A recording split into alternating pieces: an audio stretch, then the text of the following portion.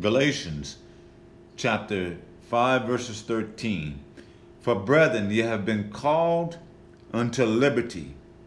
Only use not liberty for an occasion to the flesh, but by love serve one another. You see, we have been called into liberty. He said, once you get the Holy Ghost, you are free. 2 Corinthians chapter 3 verses 17.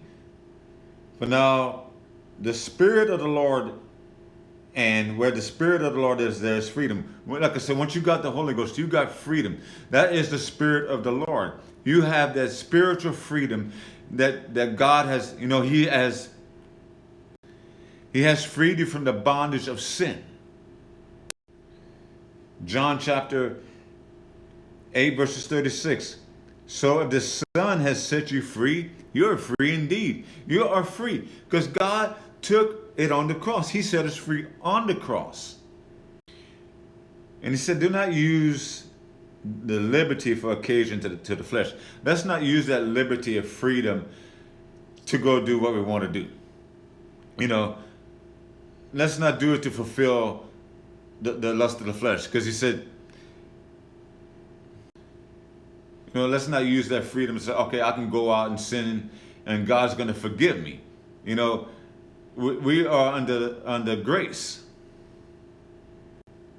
James chapter 4 verses 17. Therefore to him that knoweth to do good and do not, to him is sin. If you know to do good, if you don't do it, it's still sin. Romans chapter 2 verses 12 through 16. If you sin without knowing what you're doing, if you sin and it was an accident, you did not know it, God takes that into God takes that into an account.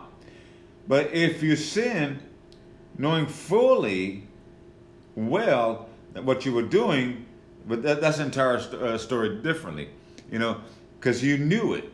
It was not an accident, like you accidentally slipped and fell. You knew it.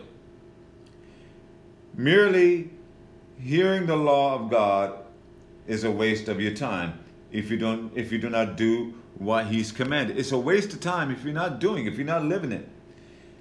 Doing, not hearing, what makes the difference with God.